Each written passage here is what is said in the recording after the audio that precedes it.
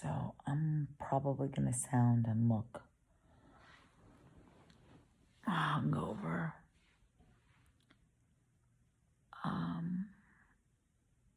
The ayahuasca is like a very serious buzz. I have not been an angel when it comes to drinking alcohol. I smoked cigarettes for 30 years. I smoked a ton of weed when I was in high school and college and my 20s. I've done cocaine a bunch of times.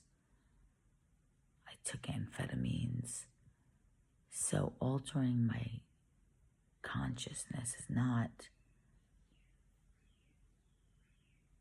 new to me. But I never really did mushrooms or acid or anything like that because I was always concerned about the takeoff and you can't go back until you get to your destination, and that freaked me the fuck out. If I saw what happens in these ceremonies at Rythmia on a movie or TV, I would be jealous. Because if you ever saw the Billions episode where they go and do ayahuasca, or on Weeds, that series, she and the Mexican boyfriend husband do ayahuasca one night, and it looks like, I don't know about for you, but to me it looked like super interesting, freaky, but like, I want some of that. And they say that ayahuasca calls you to come when you're ready, and that's what happened. My friend sent me the link to Rythmia when I was like thinking about on 60 Minutes, and lately in the news, there's a lot of talk about psilocybin and psychedelics being used to treat things like depression and addiction. And although I'm not clinically any of those things, I always feel like there's this like inner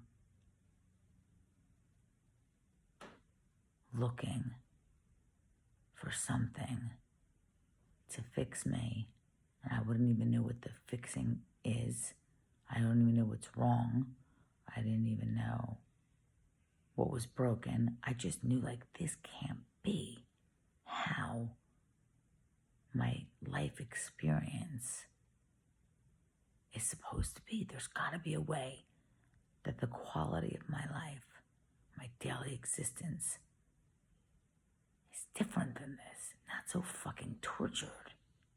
Not so crazy. Not so emotional. Not so haphazard. Not so up and down.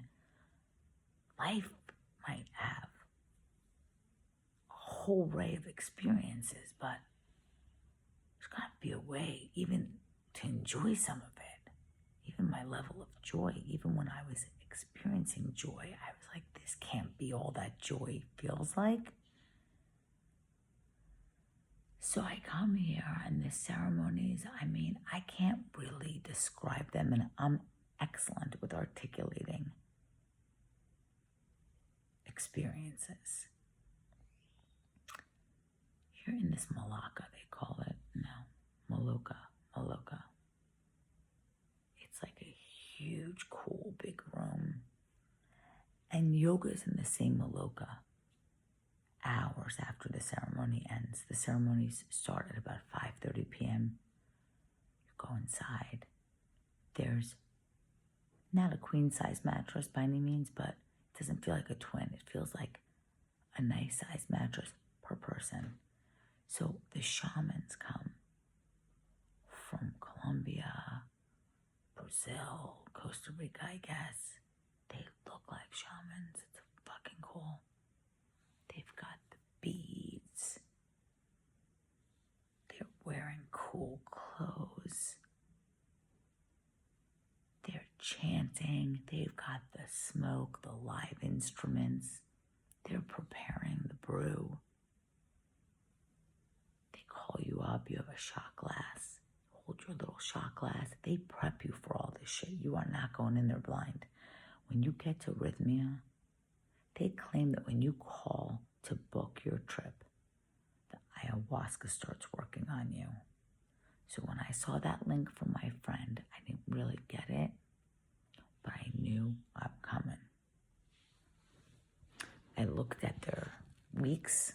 I was supposed to go see Coldplay. Coldplay is starting a tour. They're kicking it off in San Jose, Costa Rica. I had bought a plane ticket to go without tickets to the concert. So I had already taken out that week of time.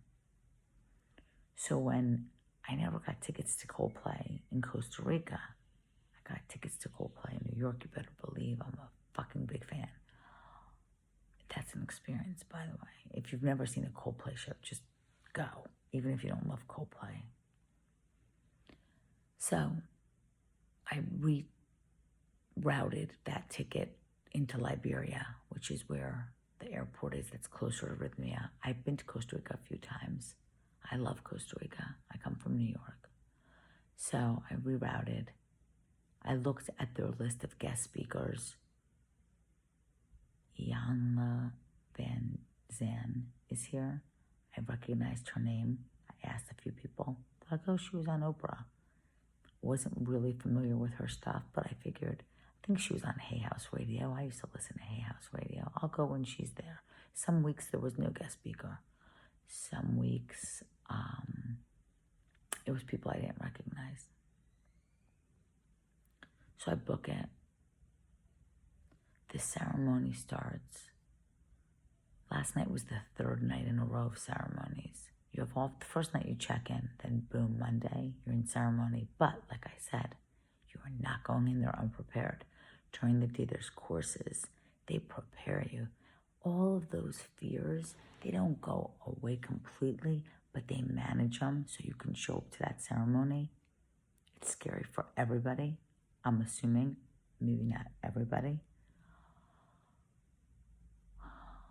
So I was like, you hear about ayahuasca in the bucket and you're going to puke. I thought the medicine just made you sick when it first hit your system, almost like if you drank the water in Mexico.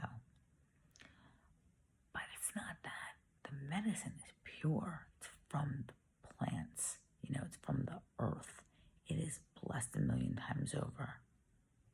They call it Mother Ayahuasca, the spirit of the plant medicine that is going to come in and fucking clean up your soul or the darkness around it. So the feeling sick, it's almost like when something natural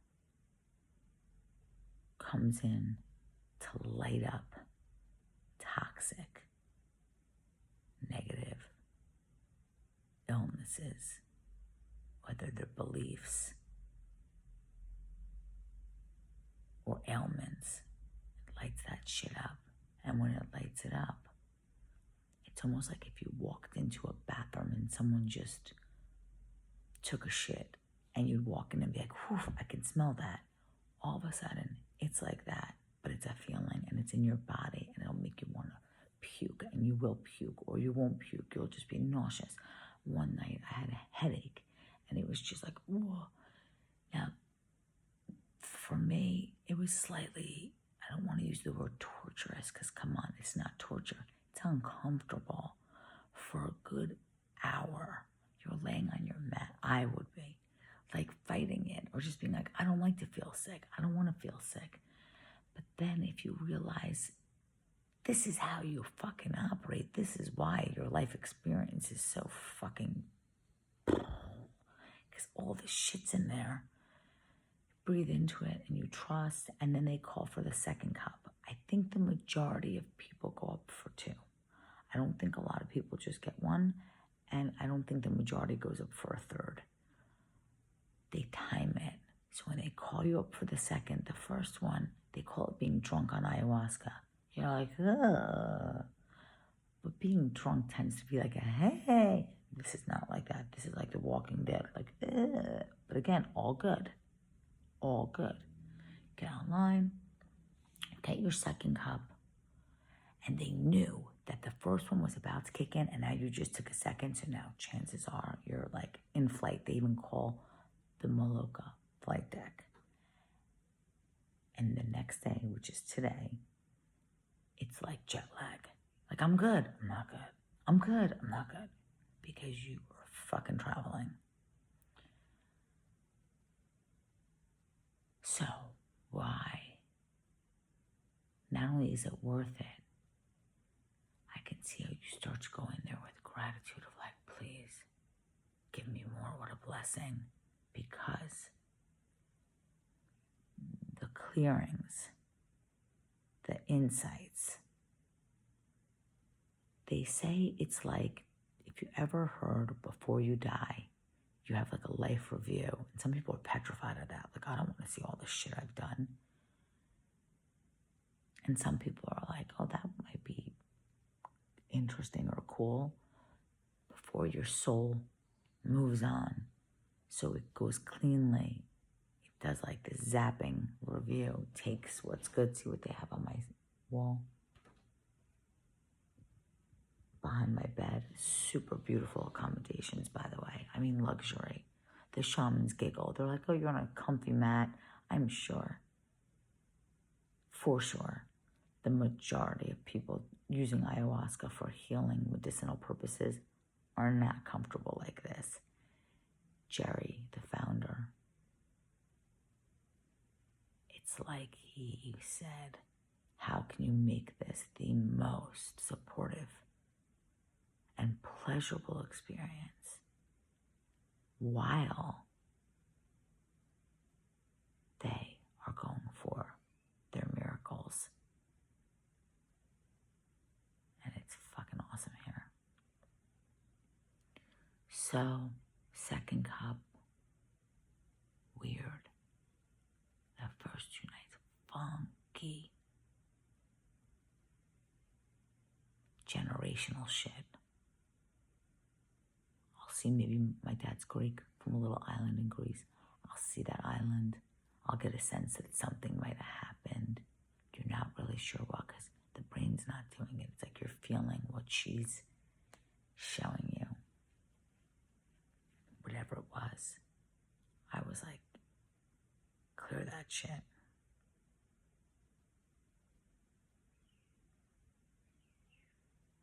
I kept going back to a vision of my nephew, who I adore and who's 6 years old, getting bullied, not big time, but teased and poked at, and it fucking crushed me. Crushed me. I was like, no, I've got to tell my sister. She has to stop it, bullying, no tolerance.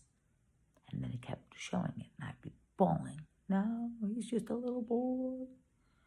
I'm in this loop. And then you're working with the ayahuasca, even for the first time, like, okay, what is she trying to do here? What is she trying to show me? Okay, obviously, if you replay something in your head, it's like straight out of AA, and I'm not even in AA. The feelings, like, you relive it every time. That's why it's called a resentment, is to refeel. And they say resentments come from playing the same thing over and over in your head. Each time you experience the feeling again, and each time, your part was less and less, and their part was more and more, and you're like, what the fuck was that? So I'm replaying it in my head, and I'm thinking, am I not supposed to replay it? Then I thought, Mikey's a mirror from when I was a little girl, and then my little girl shit comes up. We're just little kids. I'm not saying you had to be abused. A lot of people were. It doesn't have to even be that serious. We're so fragile. If you waited in your crib an extra 10 minutes, you might thought they forgot me. Trauma for an infant. If I experienced one of my sisters getting into trouble, I might have thought, oh my God, parents, they're supposed to be protecting us and loving us. They hurt us. Trauma. I cried for all the fierce initiations that we all go through just from being born. Some people were experiencing a weird trauma in the womb. Maybe the mother wanted a boy, not a girl. Maybe the mother was raped. Maybe the mother was fighting with her husband. Maybe the mother was overwhelmed. Who knows? Maybe the mother wasn't ready to be a mother. So I'm crying like we're just kids. And then it kicks up my whole, what the fuck is wrong with you, God? You throw us down here, like out for the slaughter. I'm crying for all the times I felt alone. Now this is huge here. Their idea is we split. We're born, our soul essence is just from God, and whatever you want to call it, and that is just unconditional loving. And then we come down as that, and you see that in the 2 and 3-year-olds, some of them, and they're just loving and hugging and staring with love. And at some point we need to create a personality and an ego, and we start to split. We start to form someone or something we think might survive better, have better odds, better chances. And their whole point is, if you see why you are the way you are, why you do the things you do, and you make it right and you let it go and you realize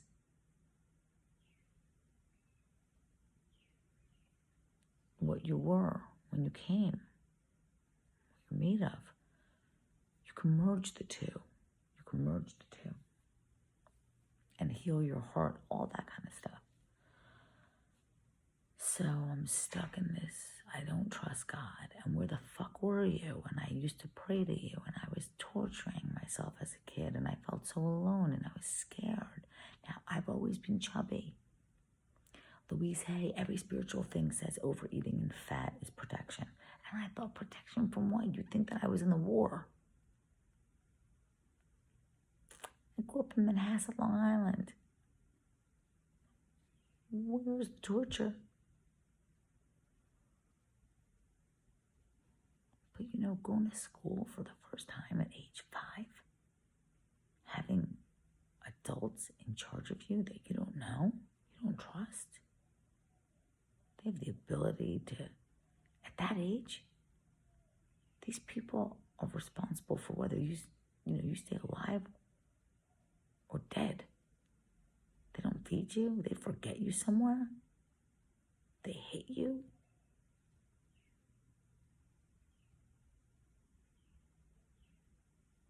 Some kid doesn't want to play with you. They don't want to have lunch with you. Humiliating. Crushing. So we start to become someone we think is going to be approved of, going to be accepted, going to be worthy of being taken care of. Someone who they'll want to keep alive for whatever reason. So the Mikey scene would replay with the bullies. And every time I'm thinking, no, it's not supposed to happen, then I would think of my own self, and I would think of things that probably I dealt with. No, it's not supposed to happen. Why? Where are you? We're here to protect the children. And then my God voice was like, how do you think I feel?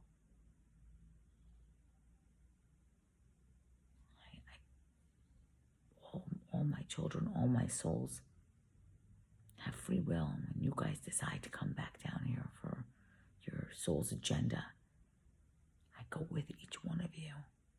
I'm inside of each one of you. I think, yeah, but you don't do shit. You don't stop shit. Where the hell is the intervention? Then think about like the Passion of the Christ and Jesus. I was screaming that the whole movie too. What the fuck are you?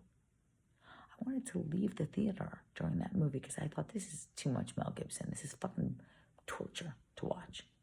And then I would look on the screen and see Mother Virgin Mary walking as Jesus was getting crucified. And I thought she probably wanted to leave too. She didn't think about leaving her son.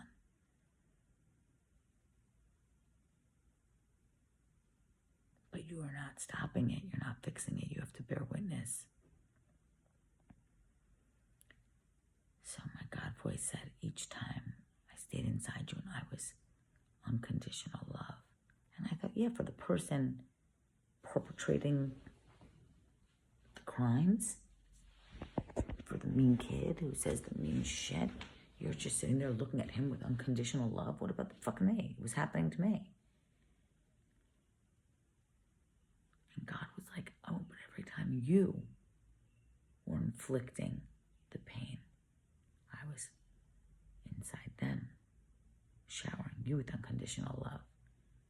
And I thought, oh.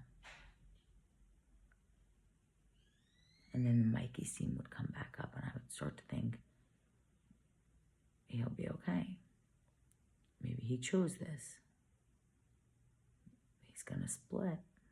We all have to.